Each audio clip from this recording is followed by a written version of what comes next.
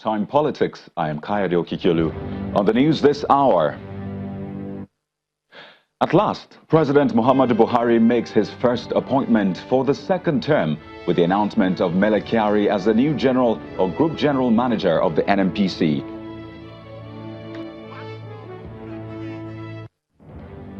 And governors, stakeholders are worried on the security situation in the country. We find out the possible solutions.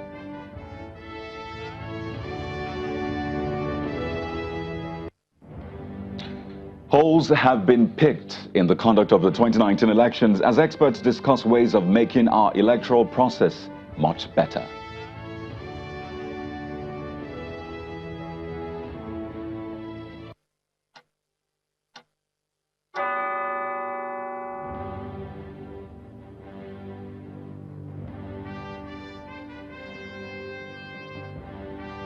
Welcome everyone to the program. It's on the note of the announcement of a new appointment that we kick off this noon bulletin. It is 21 days since President Muhammadu Buhari was sworn in, and today he has made what could be described as the very first appointment of his second term. The president has appointed Mr. Kyari as the new group managing director of the Nigerian National Petroleum Corporation. That's the Nnpc. Until his new appointment, Kyari, a geologist, was Group General Manager, Crude Oil Marketing Division of the Nnpc, and also doubled since May the 13th, 2018, as Nigeria's national representative to the Organization of the Petroleum Exporting Countries, OPEC. A statement by the Nnpc Group General Manager, Group Public Affairs, Mr. Ndu Ogamadu, says the president also appointed 7 new chief operating officers. They are Roland Honorio de Wubare, Upstream; Mustafa Yakubu, Refining and Petrochemicals; Yusuf Osman, Gas and Power; Laurentia Dupu, Ventures; Adeyemi Adetunji, Downstream; and Farouk Said, Corporate Services, as well as Umar Ajiya is now the new chief financial officers. The newly appointed GMD and chief operating officers are to work with the current occupiers of the various offices till July the 7th, 2019, for a smooth transition on July the 8th, when their appointments will take effect. Speaking of appointments, there have been talks about how much the president needs to hit the ground running since taking over the saddle for the next 4 years. Well, analysts have debated that it is legally and morally incorrect for the president to keep his appointees, which he worked with during the first time without renewing or announcing new ones for the second term. Mr. Yinka Odumaki and Mr. Cletus Obon debated this matter on our political program, Politics Today. We don't have time on our side. And the last time we waited for 6 months before we had the cabinet, and we went through it 4 years, we could not point out sterling performance. How long does it take to get it right? If we have spent 21 days after inauguration and not one single appointment, it's a cause for worry. And I think we need more seriousness on the part of government. Secretary of Government of Nigeria is not the personal staff of the president. The chief of staff of the president is not the personal staff of the president. These are statutory appointments that has to do with the governance of the country, and cannot be when a serious mess. Ministerial appointments do not in any way. In some cases, it exacerbates crisis in most areas. But like we said, it is about governance. It is about giving direction. It is about executing things. I agree on the issue of the service chiefs, for example. There should be at least a minimum of reshufflement, because some of them have shown clear ineptitude about what to do with their portfolios. If you cannot remove them, at least shuffle them. Well, the Presidential Elections Petitions Tribunal resumed session today, and the tribunal has adjourned the pretrial hearing in the petition filed by the Hope Democratic Party to enable the party and its presidential candidate, Mr. Ambrose Owuru, respond to an application for change of counsel which was filed by a factional chairman of the party, Mr. Poland Tambra. At the resumed hearing of the tribunal, the chairman of the tribunal drew the attention of the party to a motion filed on behalf of the party seeking to change its counsel.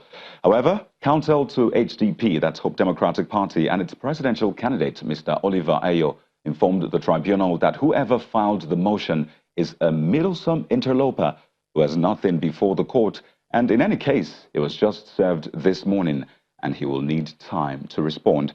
And in a short bench ruling, the chairman of the tribunal, Justice Mohammed Garuba, adjourned to Tuesday, June the 25th for further hearing. Amaka Okafo is live for us for more on this hearing.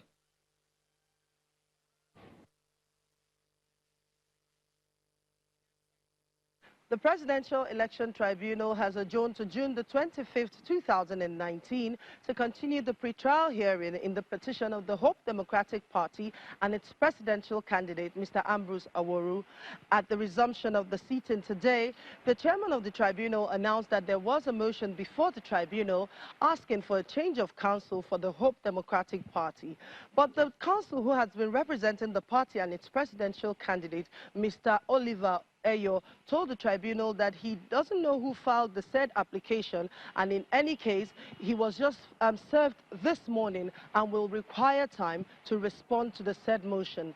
Other parties, however, in the suit said they had been served a day before, but after listening to all parties, the chairman of the tribunal, Justice Mohammed Garba, in a bench ruling, agreed to adjourn to a further date to allow the counsel to Hope Democratic Party and its presidential candidate respond to the said motion. He therefore adjourned to June the 25th, 2019 for the continuation of the pre-trial hearing in the petition filed by the Hope Democratic Party.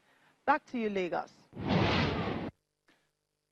Thank you, Amaka. Well, there have been series of reviews on the 2019 elections, and it is the second day of the Election Roundtable Forum, which is organized by Election Civil Society Situation Room. Now, critical issues have been raised on the conduct of the elections and what the INEC should focus on and fix in the coming elections. Yesterday, at the event, the electoral umpire expressed serious concern about the numbers of registered political parties in Nigeria, as well as a growing demand for more parties. The leadership of INEC believes that there is an urgent need to review the qualifications for registering political parties in Nigeria. The privileges and indeed the profits, the privileges and indeed the opportunities that democracy should create for us as a continent is denied us simply because we cannot conduct elections that everybody is proud of. And I would say that we indeed were not proud of the 2019 Nigeria general elections, and so we would have the opportunity to freely express ourselves. We note that in the several reports that have been put out already by the European Union, by NDI, the reaction from the government of Nigeria has indicated, and indeed from INEC, a willingness to look at the reports, take lessons from it, and move forward. If we register all the political parties, all the political associations that have applied for registration, we are going to go into the 2023 elections with over 200 political parties. And INEC itself is doing a self-reappraisal of the situation in the wake of the 2019 elections, where indications emerged that Nigeria may have an electronic voting system come 2023. But that is if the suggestions from a senior member of the country's electoral body is given consideration. INEC National Commissioner, Mr. Solomon Shoyebi, explains that the cost of mistrust in the Nigerian electoral process is huge and overstretching. He also explains that the Commission had a good outing in Lagos, despite the logistic challenges that led to the postponement of the election. Mr. Shoyebi, however, advised that there should be a consideration for electronic balloting. The 2019 election was particularly logistics problemed by the fact that the Commission on our side, we overestimated our own capacity, and we actually overrated the efficacy of some of the supporting facilities that we did. For the first time, we used close to 2 million tons of paper for the conduct of this election. We had to rely on services from FAA. You will be shocked to realize that even the airport in Lagos, in Abuja, had to look for forklifts to assist them. Simple things like forklifts were missing in our airports, and this caused a major delay, at least in the conduct of the election. Honestly, in my opinion, if we can go the whole hog of having electronic balloting, it will help the system, it will erase a lot of things. Well, let's now head over to Bauchi State, where there has been a mild drama at the State House of Assembly, where the election of the presiding officers has reportedly held earlier than scheduled, leading to the emergence of a speaker from the All Progressives Congress and a deputy speaker from the House Majority Party of the People's Democratic Party. Well, 18 members-elect of the APC have held parallel elections of speaker and deputy speakers at the Assembly complex in front of the mace symbol. Mr. Kawuwa Damina, the former speaker in the 8th House of Assembly, has been returned as parallel speaker through a voice vote. Earlier this morning at about 7 a.m., 11 members elected Abubakar Suleiman of the APC as a speaker and Danlami Kawule of PDP as a deputy speaker. The time scheduled for the inauguration was 10 a.m., but the 11 members were said to have come as early as 6 a.m. to elect a speaker and then went ahead with the inauguration. Out of the 11, 9 are of the PDP, 1 member of the Nnpc, and 1 member from the APC.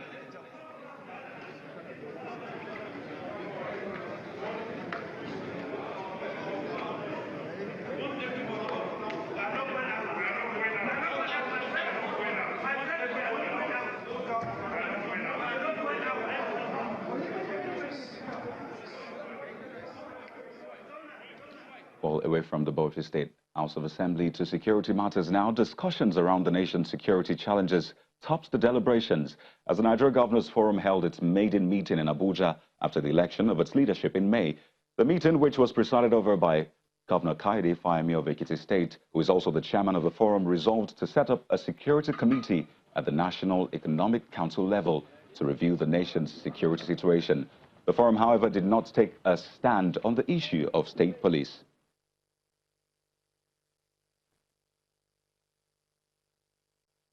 The new leadership highlighted the key priorities on their agenda, which include security, human capital development, jobs creation, constitutional reform, particularly devolution, and strengthening the NGF Secretariat to support economic advisory, policy advisory, knowledge management, and public financial management. The forum resolved to propose the setting up of a security committee at the National Economic Council level and retain security as a recurring item on the agenda of the NGF for the foreseeable future in order to continuously monitor developments and security situation. State police is obviously an issue that is of interest to citizens and governors as well, and we'll continue to review our position on this and communicate that to you when we have a definite position as far as state police is concerned as a forum. 3 members also resolved to relaunch its flagship state peer review mechanism program designed to assist states, foster good governance, and accelerate the rate of development through periodic reviews of progress made by state governments. Well, in a related development, Governor Babagana Zulum of Borno State is losing sleep over the security situation in his state. This explains the reason for his visits to the presidential villa in Abuja to discuss ways to end the attacks. The visit is coming 48 hours after 3 suicide bombers detonated explosives at a football viewing center in Konduga, killing at least 40 people. The governor, who spoke to State House correspondents after the meeting, believes the steps being taken by the federal government will yield positive results.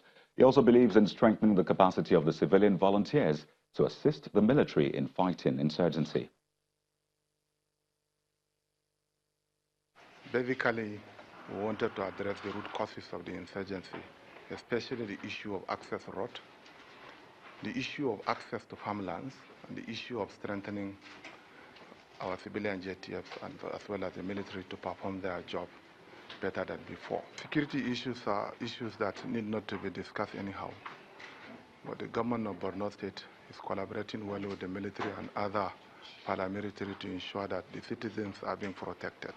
Especially on my own part, I'm trying to strengthen the local people, that means the community, to be resilient enough, especially by providing them with logistics like vehicles and others, so that they should also make some certain surveillances, support the military. But by and large, Our discussions with the military have gone well, and we are doing everything possible within our reach to ensure that stability has come to the people of Borno State. And most importantly, there's need for also to open other opportunities of bringing down the crisis rather than the kinetic force. It's also very important. Those people who are willing, people who have been forced to join the insurgencies, I think if the government can do a favor by allowing them to integrate into the society, I think it's good. Well, in a moment, we'll be getting some perspectives to the security situation in the country. And we have a security expert, Mr. Kabir Adamu, from our Abuja studio to give some advice and try to forge a way forward. That's after the break. And also, local government administrators in Kwara fight the action of the governor. Details after the break. Stay with us.